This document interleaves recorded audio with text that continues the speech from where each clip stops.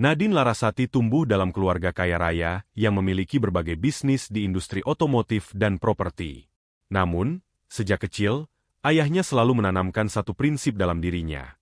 Kekayaan sejati bukanlah jumlah uang yang kau miliki, tapi bagaimana kau bertahan tanpa itu. Oleh karena itu, meskipun Nadine memiliki segalanya, ia diajarkan untuk mandiri dan bekerja keras. Saat usianya 25 tahun, Nadine bertemu dengan Adrian Pratama, seorang pria tampan dengan ambisi besar. Berbeda dengan Nadine yang berasal dari keluarga berada, Adrian berasal dari keluarga sederhana dan sedang merintis karirnya di dunia bisnis. Ia memiliki pesona yang menarik dan kata-kata yang selalu terdengar manis di telinga. Nadine jatuh cinta. Ia melihat Adrian sebagai pria yang pekerja keras, bukan seseorang yang hanya mengejar materi. Tanpa banyak berpikir, ia menerima lamaran Adrian meskipun keluarganya sempat ragu. Kamu yakin, Nadine? Dia terlihat baik, tapi jangan sampai seseorang hanya mencintaimu karena hartamu, kata ibunya sebelum pernikahan. Aku tidak butuh pria kaya, Bu. Aku butuh pria yang mencintaiku tulus. Jawab Nadine mantap. Setelah menikah, Nadine tetap mempertahankan gaya hidup sederhana di depan suaminya. Ia tidak pernah menunjukkan betapa kayanya keluarganya. Bahkan memilih tinggal di rumah sederhana yang ia beli sendiri, bukan dari warisan keluarganya. Yang tidak Adrian ketahui, Nadine juga memiliki bisnis showroom mobil mewah bernama Arjuna Auto Luxury, yang ia kelola di balik layar tanpa menggunakan namanya secara langsung. Di awal pernikahan, semuanya terasa indah.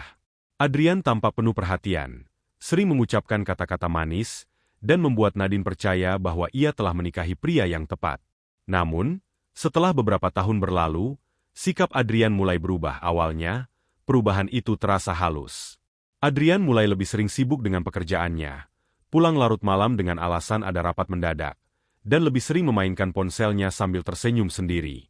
Nadine mencoba mengabaikan firasat buruknya, mencoba meyakinkan dirinya bahwa ini hanyalah fase dalam pernikahan mereka. Namun, kecurigaannya semakin kuat ketika Adrian mulai lebih sering berdandan rapi, memakai parfum mahal yang sebelumnya tak pernah ia gunakan.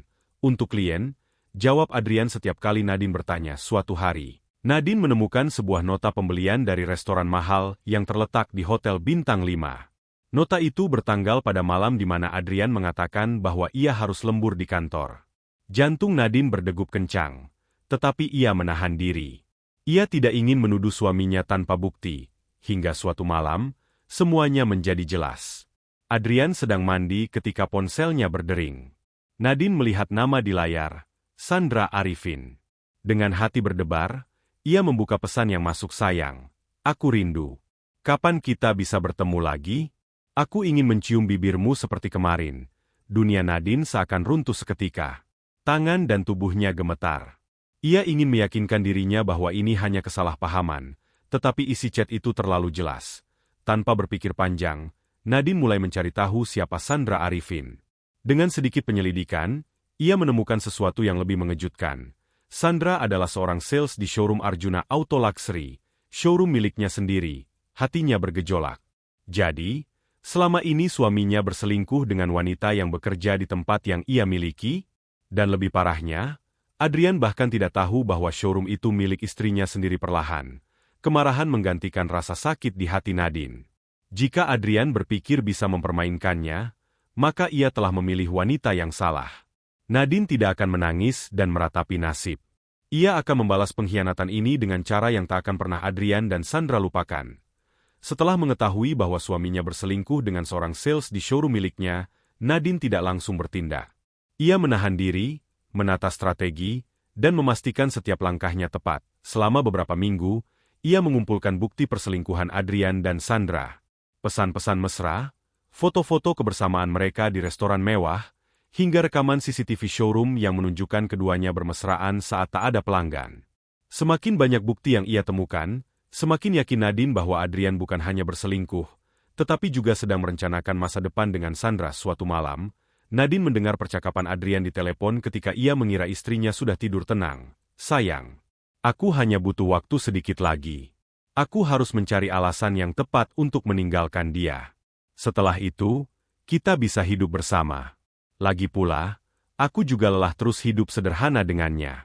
Aku ingin menikmati hidup denganmu. Mata Nadine memanas, tetapi ia tetap diam. Suaminya bukan hanya menduakannya, tapi juga meremehkannya. Namun, Nadine tidak akan menangis atau memohon. Ia akan menunjukkan siapa yang sebenarnya berkuasa. Kesempatan itu datang dengan sempurna.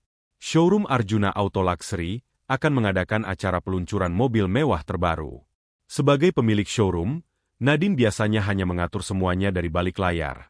Tetapi kali ini, ia akan hadir langsung hari itu tiba. Showroom dipenuhi tamu VIP, investor, media, dan calon pelanggan.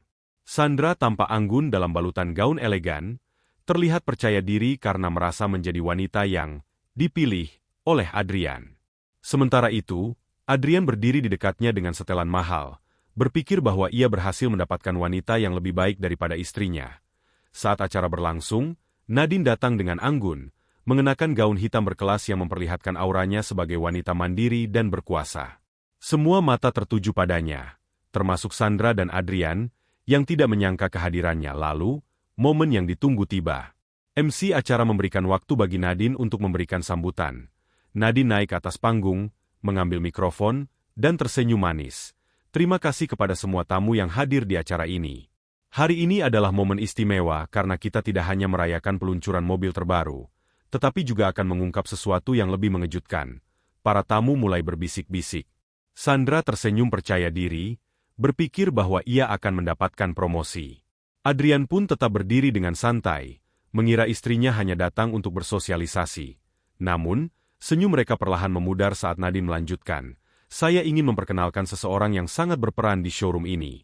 Seorang wanita yang bukan hanya pandai menjual mobil, tetapi juga sangat ahli dalam merebut suami orang lain. Tamu-tamu mulai terkejut, dan beberapa mulai berbisik lebih keras. Sandra yang awalnya tersenyum kini terlihat cemas. Nadine tetap tersenyum. Dengan gerakan tenang, ia menunjuk layar besar di belakangnya. Bagi kalian yang belum tahu, showroom ini adalah milik saya. Dan wanita di sana, Sandra Arifin, adalah selingkuhan suami saya, Adrian Pratama. Suasana seketika berubah tegang. Semua mata kini tertuju pada Sandra dan Adrian. Para tamu yang awalnya hanya datang untuk acara bisnis kini mendapatkan tontonan yang jauh lebih menarik. Sandra membelalak, wajahnya memerah. Ia tidak pernah menyangka bahwa Nadine adalah pemilik showroom ini. Adrian yang baru menyadari apa yang terjadi mencoba maju ke depan, tetapi Nadine mengangkat tangannya, menghentikannya. Kau memilih wanita ini karena mengira aku hanya wanita sederhana yang tidak bisa memberimu kehidupan mewah? Lucu sekali, Adrian. Kau bahkan tidak tahu bahwa selama ini kau hidup dari koneksi dan bisnis milikku. Sandra semakin panik. Ia mencoba mencari alasan, tetapi Nadine menatapnya dengan tajam. Kau pikir bisa merebut suamiku dan hidup bahagia? Sayangnya, kau justru menghancurkan reputasimu sendiri. Bagi para investor dan pelanggan di sini, saya minta maaf jika ada pegawai showroom yang memiliki moral seburuk ini. Karena itu, mulai detik ini, Sandra, kau dipecat. Para tamu mulai bertepuk tangan, mendukung keputusan Nadine. Beberapa investor bahkan tampak kecewa pada Adrian dan Sandra yang merasa dipermalukan berusaha melawan. Kau pikir kau wanita hebat hanya karena kau kaya? Adrian tidak mencintaimu. Dia memilihku. Nadine hanya tersenyum sinis. Silakan ambil dia. Tapi jangan harap kau akan mendapatkan kehidupan mewah. Karena mulai hari ini, semua fasilitas yang selama ini dinikmati Adrian akan dicabut. Apartemen, mobil, semua atas namaku. Kalian bisa mulai dari nol bersama. Selamat menikmati hidup baru. Adrian tersentak. Ia tidak pernah berpikir bahwa Nadine memiliki kuasa sebesar itu. Sandra yang kini kehilangan pekerjaannya dan Adrian yang tidak lagi memiliki apa-apa hanya bisa menatap dengan wajah penuh penyesalan.